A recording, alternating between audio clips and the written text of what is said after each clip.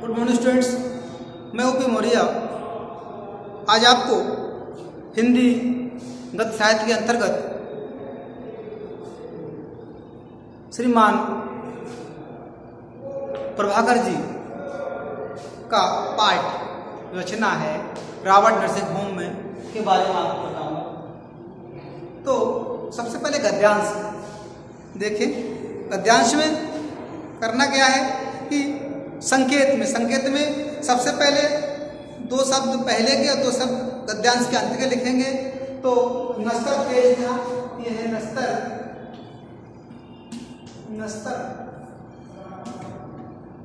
तेज था और अंत में डाल करने के बाद सुरक्षित रहे, सुरक्षित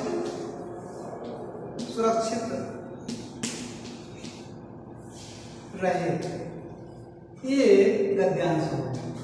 अब इसमें गद्यांश पहले हम पढ़ते हैं, फिर प्रश्न लिख पाएंगे इसके। गद्यांश में क्या है सुने। इसमें यह है कि जो रावण नरसिंह होम पाठ है उसमें जिस नरसिंह होम के बारे में बताया गया है, तो उसमें जो गद्यांश है उसे हम पहले पढ़ा रहे हैं, उसके बाद प्रस्तुत कराएंगे। तो नस्तर तेज था, चुभन गहरी, पर मदर का कलेजा उससे अछूता रहा। बोली हिटलर बुरा था, उसने लड़ाई छेड़ी, पर उससे इस लड़की का भी घर ढह गया और मेरा भी। हम दोनों एक मदर टेरेसा ने झूम में इतने गहरे डूब कर कहा कि जैसे मैं उनसे उनकी लड़की को छीन रहा था, और उन्होंने पहले ही दाव में मुझे चारों खाने दे मारा। मदर चली गई। मैं सोचता रहा, मनुष्य के बीच मनुष्य ने ही कितनी दीवारें खड़ी की हैं। ऊंची दीवारें, मजबूत फौलादी दीवारें, भूगोल की दीवारें, जाति वर्ग की दीवारें, कितनी मनहूस, कितनी नगण्य, पर कितनी अजेय। मैंने रूप से पाते देखा था, बहुतों को धन से और गुणों से भी पाते देखा था, पर मानवता के आंगन के समर्पण और प्राप्ति का ये अद्भुत सौम्य स्वरूप आज अपनी ही आंखों देखा कि कोई अपनी पीड़ा से किसी को पाए और किसी का उत्सर्ग सदा किसी की पीड़ा के लिए ही सुरक्षित रहे। ब्राह्मण।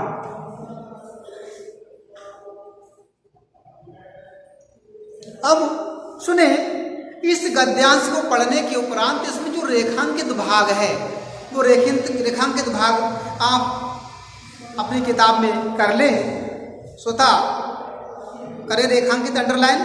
तो जितना भाग अंडरलाइन करना है उतना ही भाग हम आपको पुनः पढ़कर सुना रहे हैं। सुनिए। मैंने रूप से पाते देखा था, बहुतों को धन से और गुणों से भी पाते देखा था, पर मानवता के आंगन में समर्पण और प्राप्ति का ये अद्भुत सौम्य स्वरूप आज अपने ही आंखों देखा कि कोई अपनी पीड़ा से किसी को पाए और किसी का उत्सर्ग सदा किसी की पीड़ा के लिए ही सुरक्षित रहे। इतना था। तो इसमें था कि बताया हमने, मैंने रूप से पाते देखा से लेकर के अंत में सुरक्षित रहे, इतना आपको रेखांकित भाग कर लेना है। अब इसमें प्रश्न नंबर 1 देखिए। पहले प्रश्न नंबर 1 में देखिए क्या क्या है। प्रश्न नंबर 1 में है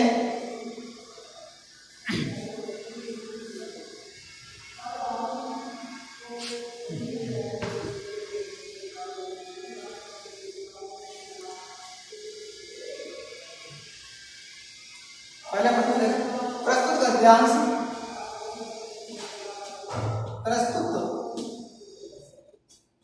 गद्यांश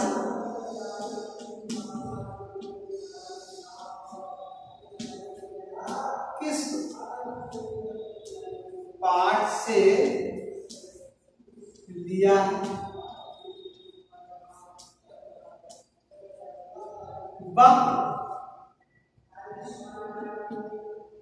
इसके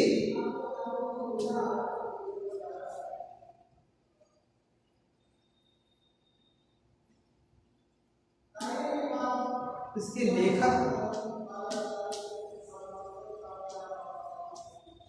कौन है? ये पहला पार्ट प्रश्न हो गया।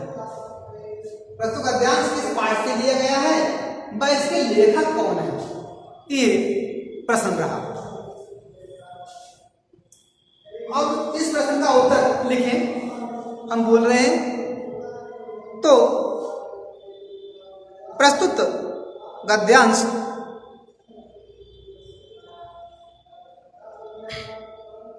रॉबर्ट नर्सिंग होम में नामक पाठ से लिया गया और उसके रचयिता या लेखक श्रीमान कन्हैयालाल मिश्र प्रभाकर जी हैं।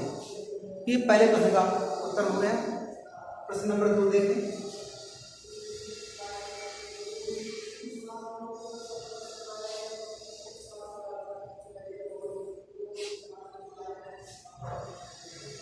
रेखांकित अंश की व्याख्या कीजिए। प्रश्न नंबर 2 है रेखांकित अंश की व्याख्या कीजिए।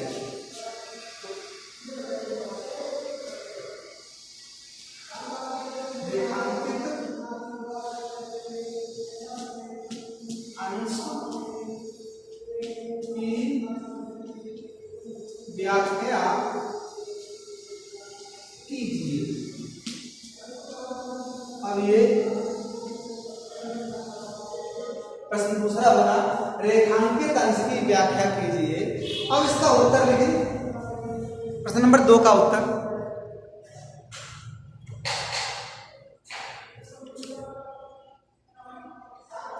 रेखांकित अंश की व्याख्या के लिए उसमें देखें कि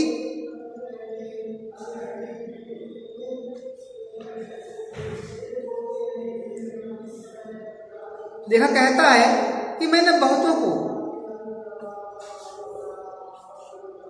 रूप से पाते देखा था, यानी रूप उन्हें सुंदर था, ऐसे लोग देखे थे लेखक ने। और बहुतों के पास पर्याप्त धन था, बहुतों के पास अनेक गुण थे, पर मानवता के आंगन में, मनुष्य के आंगन में जो ये देख रहे हैं उसमें पूरे में समर्पण भाव है। समर्पण भाव, ऐसा समर्पण भाव जो दूसरों की सेवा में ही असीम सुख का सार महसूस करे।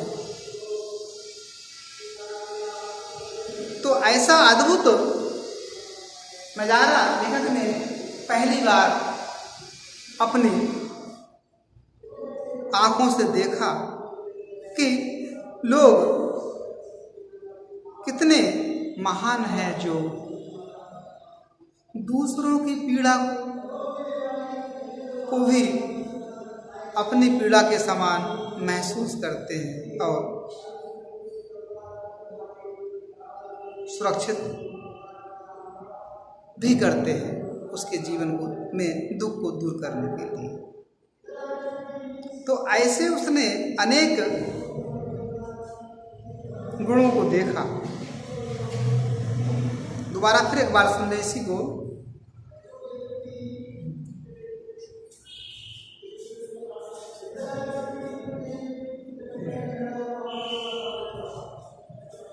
रेखांकित अंश की व्याख्या कीजिए। रेखांकित अंश जो इसमें हमने बताया था, जो काले लाइन कराइए, रेखांकित भाग कराया, इसे अंडरलाइन भी कहते हैं। तो उसे आपको अपने शब्दों में व्यक्त करना है। लेखक का कहना है कि मैंने अपने जीवन में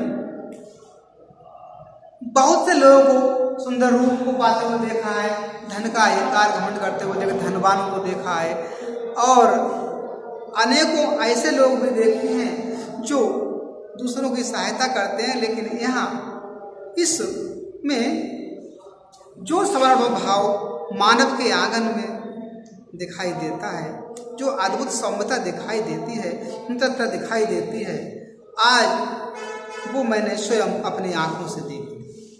और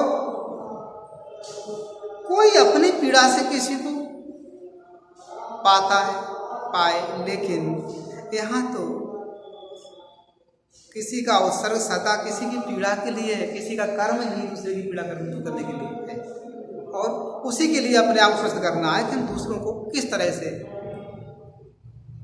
अधिक लाभ पहुंचाएं, उसे खुश रखें। अब अगला प्रश्न देखें। अगला प्रश्न इसमें दिया है कि लेखक ने कितने प्रकार की दीवारों का जिक्र किया है। प्रश्न नंबर 3 है। प्रश्न नंबर 3,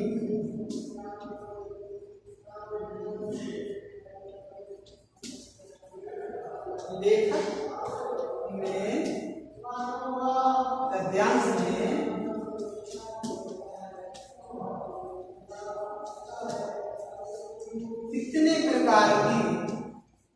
कितने प्रकार की दीवारों का जिक्र किया है।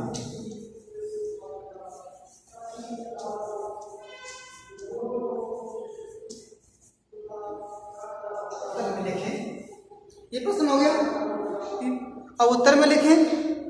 लेखक ने इस गद्यांश में अनेक प्रकार की दीवारों के विषय में बताया है। जो आप उत्तर में लिखेंगे तो कौन कौन सी दीवारें हैं वो हम बताते हैं आपको। जैसे लोगों ने कितनी दीवारें खड़ी की है मानवता के आगे। इसमें है ऊंची दीवारें, मजबूत फौलादी दीवारें, भूगोल की दीवारें, जाति वर्ग की दीवारें। ये सभी दीवारों का जिक्र लेखक ने अपने इस गद्यांश में किया है। इसमें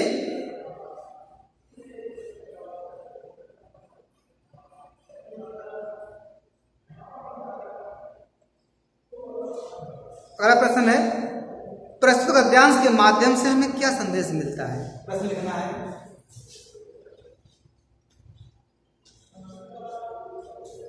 प्रस्तुत गद्यांश के माध्यम से हमें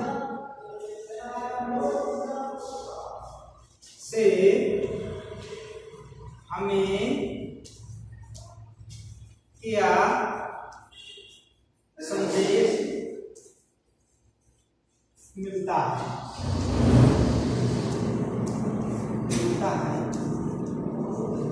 उत्तर में लिखें। तो उत्तर में है प्रस्तुत गद्यांश के माध्यम से लेखक ने मदर टेरेसा के मानवतावादी दृष्टिकोण को स्पष्ट करते हुए हमें संदेश दिया है कि हमें उदार मन, सद्भावना एवं निस्वार्थ भाव से मानव सेवा करनी चाहिए। हमें हर तरह से ऐसा व्यवहार करना चाहिए दूसरे के प्रति जिन्हें हमसे लगातार लाभ की प्राप्ति हो, फायदा हो, किसी को हमारे कर्मों से कष्ट ना हो। यदि हम लाभ नहीं दे सकते तो किसी को कष्ट भी ना दें। अर्थात हम सभी के साथ उदारवादी व्यवहार का प्रयोग करें। इस वीडियो में बस इतना ही। तो अगले वीडियो में फिर बताएंगे आपको क्या पढ़ा, कितना अगला पार्ट होगा या फिर इसी पार्ट में कोई महत्व गद्यांश होगा वो पढ़ाएंगे। तब तक के लिए अगले वीडियो का इंतजार करें।